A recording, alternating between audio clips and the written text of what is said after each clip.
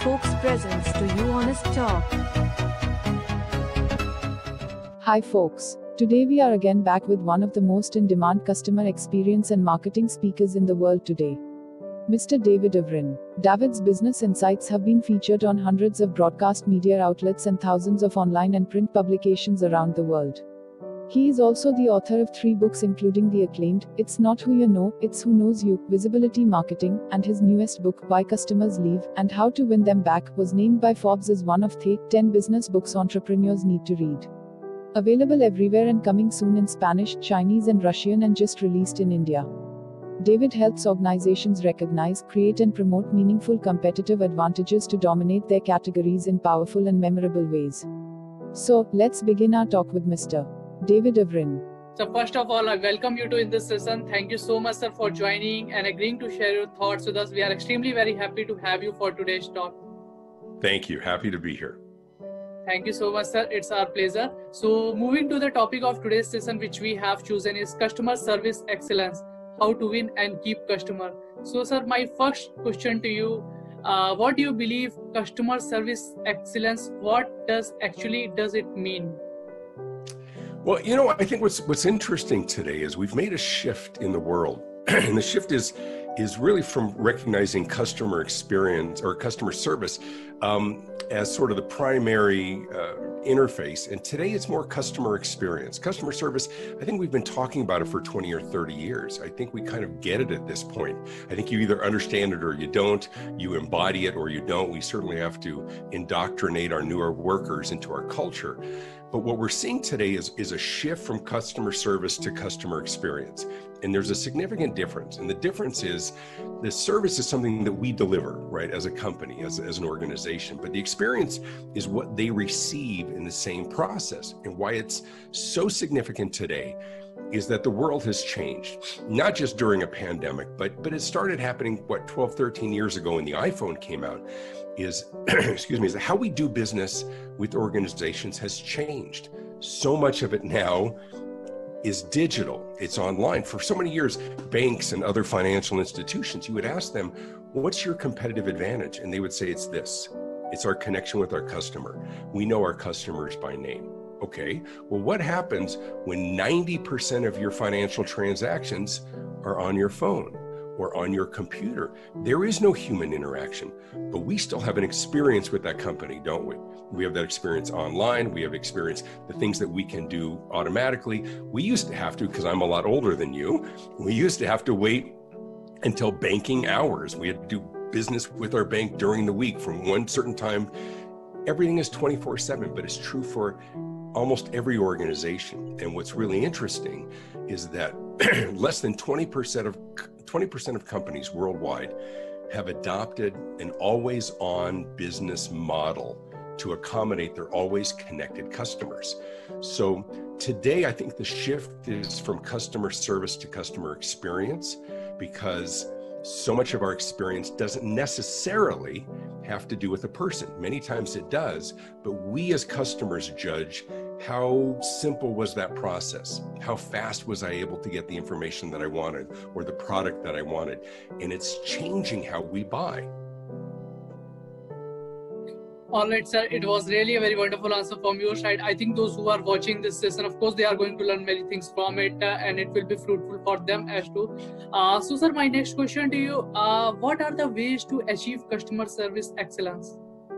I think the best way to achieve excellence, whether it's customer service or customer experience, is to be very in tune with the changing world of your customers. We call this the day in the life of the customer. And so when you understand more than just the demographics and the psychographics, I think companies spend a lot of time understanding who's buying, what are their ages, what are their demographics. But today it's more of understanding our world. So I think to achieve that level of customer service excellence is recognizing all the other choices that we have in the market, and not just choices within your category. Here's what's really changed in the world. And it's really amazing is that we used to have to, as business owners, we had to be better than most others who do what we do, right? Because we're being compared against our competitors. Well, now we're being compared against some of the best companies in the world, and they don't even have to have anything to do with us. So if somebody says, you know, you're talking to a customer and they're saying, wait, you don't know when the delivery is going to arrive? Uber knows. Here's where they are. They're exactly here on this street and they're going to be here in 13 minutes. Why can't you do that? Really? Amazon or Alibaba can deliver overnight. Why can't you do that? Now, it's not a fair comparison, to be sure. Okay, but it's the comparison that's happening. The world has become so amazing. We can get anything that we want, any time that we want, any information, everything that's ever been said or written down in history is available in 2 seconds on our phone. And so what it's done is it's changed our expectations of the companies that we work with. So our impression of what customer service excellence, what it is changed in the last 10 years. It used to be how friendly was somebody? How quickly did we get seated at our table? How friendly was that interaction? Today, we perceive customer services. Did you get me my answer? Was I able to talk to the person? Were you able to get me overnight or delivery within 30 minutes? So what's really interesting is that organizations, companies have had to change how they deliver service because the customers have changed in their expectations of what that service is. All right, sir. Again, a very great answer from your side. Sir, my next question to you, if we talk about a loyal customer, how do you define a loyal customer? You know, once again, I think the definition has changed. I mean, a loyal customer to its core is somebody who comes back again and again, who prefers to work with you. It's very difficult to steal them away because they like you, right? We talk a lot about the challenges of customer acquisition. How do we acquire a new customer? But that's not really the issue. Most customers already have somebody that they enjoy working with. They have a great relationship. It's not customer acquisition. We're trying for customer conversion. We have to convince them to stop doing business with one company and start doing business with us. That's hard because loyalty ties them because they like that. The challenge today is that loyalty, it's not that loyalty is dead, it's just harder to earn and it's much harder to keep because it's so easy to leave you for a competitor. Because there are competitors, not just within a 2 or 3 kilometer radius, but now the competitors are worldwide. They're online. There's no reason that people are going to stand in line or stand online for a company when we can just buy it online. So loyalty today is a real challenge because it's really easy to frustrate a customer. Anytime that we're not accommodating, anytime we can't do it quickly, I always ask companies how, if their processes are optimized for speed of service, speed of delivery. The way we gauge and rate companies and what's important to us has changed. It's less about friendliness. I think we kind of expect that. Either we get it or we don't. But now our expectations are about, are you going to accommodate our needs? Can you answer our questions? Can we reach a real person quickly? Can we get our answers quickly? And so loyalty used to tie a consumer, whether it's B2B or B2C, to a company based on if they had a great relationship. Today, there's so many things that can violate that in the minds of the customer. And as I said, because it's so easy to leave you for a competitor. All right, sir. Sir, my next question to you, what are the effective key strategies to increase customer loyalty? The key to increasing that customer loyalty is to work much harder, not at just providing good service. I think we already understand that. Today, the key to increasing that loyalty is being very, very attuned to what it is their customers want and need and how they're changing. So once again, as I talked about in terms of speed and accommodation, all those things as well. But we also have to check in on a regular basis. There's so much more money that companies spend on customer acquisition, right? Sales get all the money within a company. We've got to acquire new customers. We have to convert customers. We have to bring them online, but very little attention to their current customers. And as you were talking about, loyalty is so important. We've known for generations that it costs 3 times as much to get a new customer than it does to keep a customer. Yet, unfortunately, organizations spend so much money on sales and then not nearly enough on loyalty. And they'll have customer service people on the headsets. They try and get their answers quickly, or they make them go to a chat bot, which there's a role for that, but not when you make it very difficult to talk to a real person. So I think the key to loyalty today is recognize that your customers want answers quicker. They want access. They want to be able to buy 24/7. And if you aren't able to be connected with your customers 24/7 in some way, if you can't accommodate them very, very quickly, then you are going to lose customers to competitors, because there's a perception everybody's good. I can get anything almost anywhere. So the ones who keep me as a customer are the ones who are remarkably easy to do business with. I think that's the core of what I do when I speak to organizations and I travel the world. Last December, I was in India launching my new book. Here's my new book, Why Customers Leave and How to Win Them Back. It's my new book. My core message is today, your real competitive advantage, the key to loyalty, is to be remarkably easy to do business with. All right, sir. Sir, my next question to you, if we talk about the marketing strategies, then which one is a good choice, digital marketing or traditional way, media, print marketing? It's always a combination, and it depends on the company, but most of our consumption of information today is digital. And it's not that digital is magic, it's just where we get information. It's the conversation that you and I are having right now. Prior to the pandemic, I probably did 1 out of every 5 calls over Zoom or virtually. Today, it's 9 out of 10. I get my news online because it's 24/7. I get it on my phone, I get it on the computer. So the key is, whatever your business model is, you ask the question, for our core customers, our prospects, what do they watch? What do they read? Where do they recreate and congregate and dine and connect? Where are they? That's where you need to be. If they are in a traditional media, then that's where you need to be. But most communication, most quick access to information is digital. It's online. And so the key is just to be where your customers are. And as I said, more and more they're moving online. And even within the online environment, you look at the various platforms. Much more business people are on LinkedIn. Many more women are on Pinterest. Many more adults are now gravitating still towards Facebook and maybe a little bit of Instagram. Some of the younger people, they're on TikTok, they're on Instagram as well. So look at those demographics, target them well. But then here's the other key, and I think this one's really important. As you move to different medium, different vehicles to reach your audience, you need to make sure that you're speaking to them in their voice. You can't take the same marketing and advertisements that you would give to business leaders, business owners, and then use that same strategy to reach 16-year-olds who are doing TikTok videos. So it's really important that the venue is important, the vehicle that you use to communicate, but the message also has to be very, very tailored to your market segment, to the age group, and everything else as well. It's very complicated, but it's not supposed to be easy.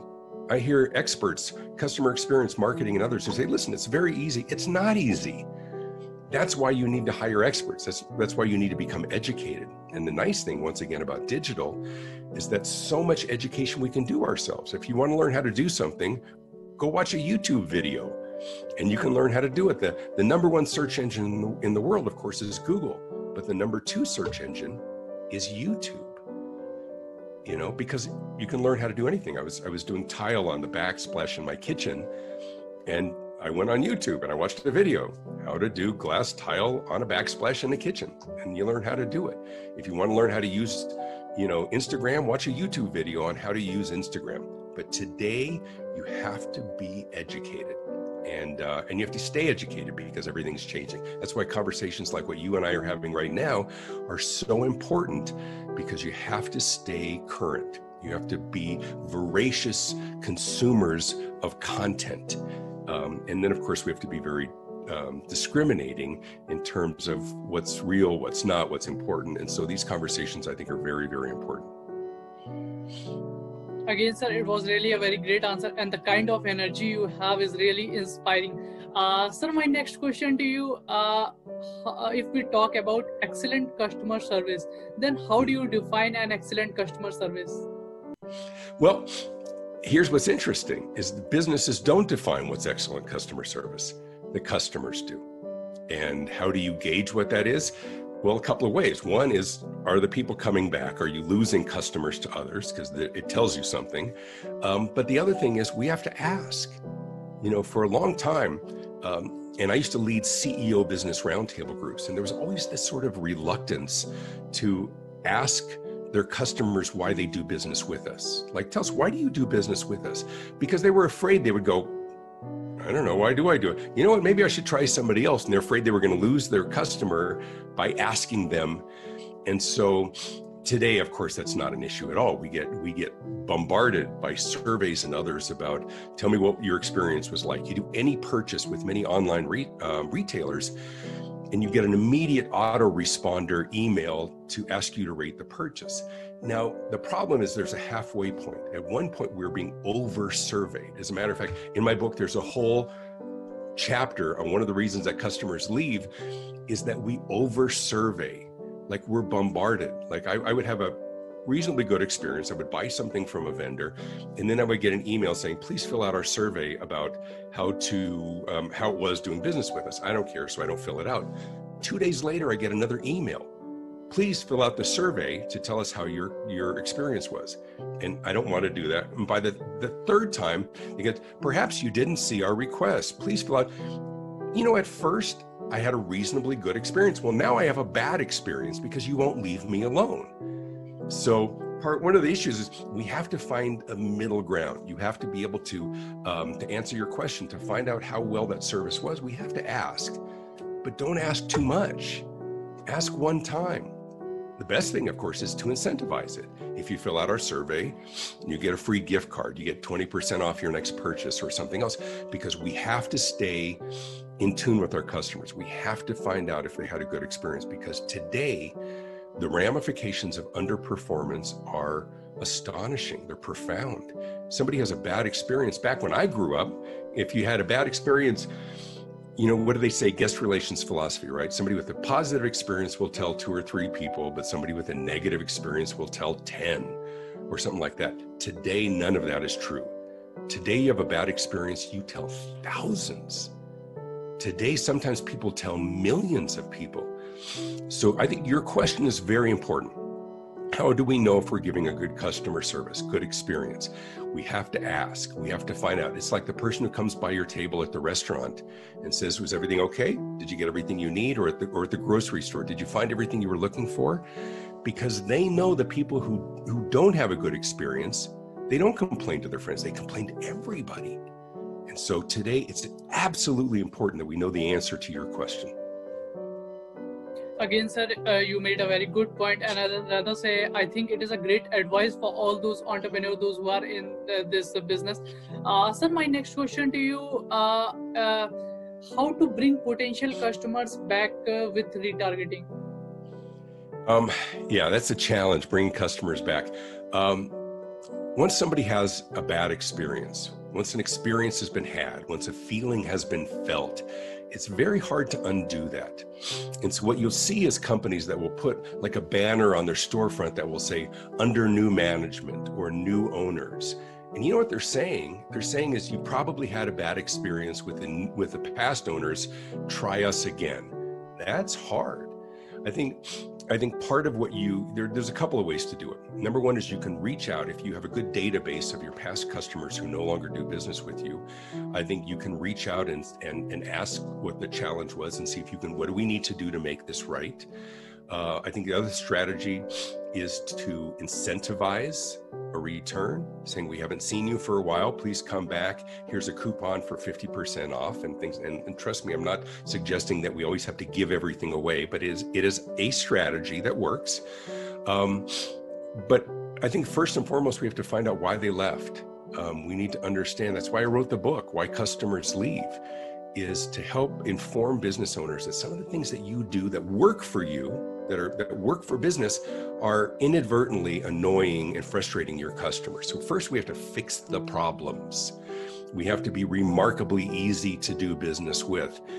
And then, as you had talked about, retargeting. We have to go back out, but we have to make sure that they know that they're going to get a different experience. People leave for a reason. People go to competitors for a reason. The first thing you have to do is fix that reason or those reasons. And it goes back to what we earlier talked about, which is the world has changed. If you're doing business the same way you did business 5 years ago, the world has passed you by. Your customers have already moved on to different ways of doing business.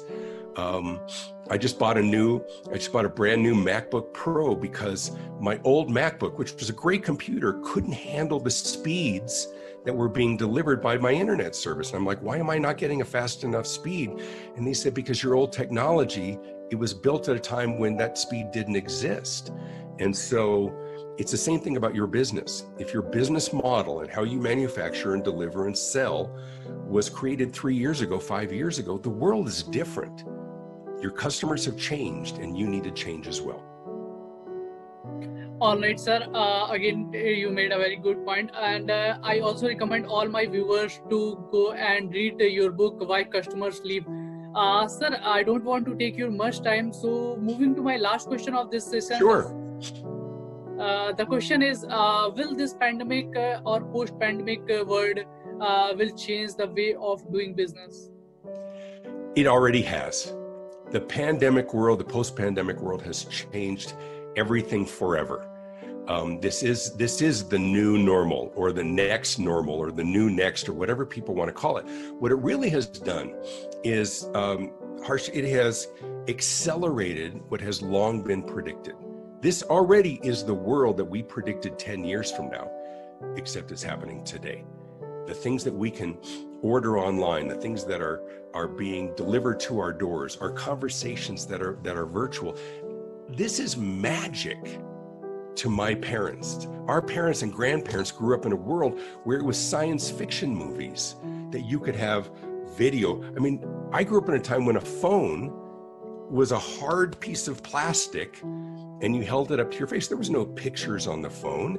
There was no apps. We didn't know what apps were. Apps were appetizers at a restaurant, right? Even the early days of the internet, it was just about messaging back and forth. The world has already changed, but this has accelerated.